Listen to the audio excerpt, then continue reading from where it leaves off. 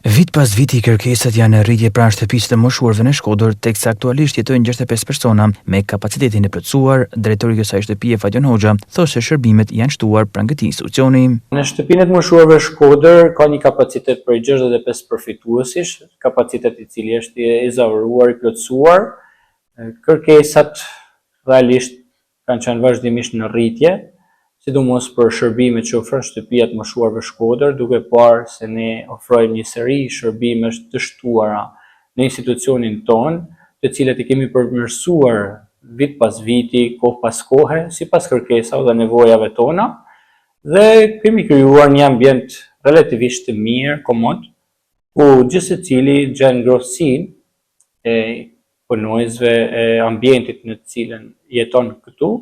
Dhe vazhdimisht kemi pasur kërkesa në rritje, të cilët vinë, na kontaktojnë, kërkojnë informacione dhe ne i përcjellim dhe i adresojmë aty ku janë institucione përgjegjëse për pranimin dhe komisionimin e tyre. Fillimisht çdo gjë fillon nga bashkia ku këto persona janë të regjistruar, bëjnë një kërkesë për strehim, për shërbim.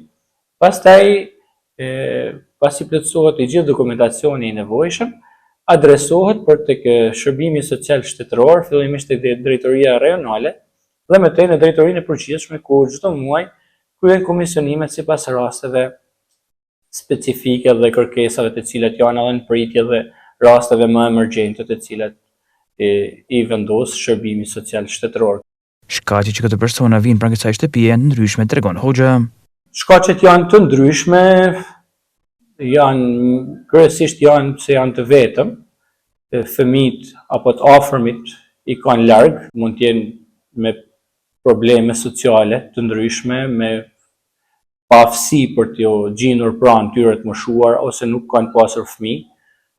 Edhe problematikat e emigracionit janë të ndihshme, të theksueshme, plakja e popullsisë, janë shumë rrethana dhe fakte të cilat vijnë dhe paraqiten. Kemi munduar që atyre që janë më emergjente, më me nevojë, atyre që e meritojnë të komisionohen dhe përfitojnë nga shërbimet tona, të cilat janë të gjitha falas.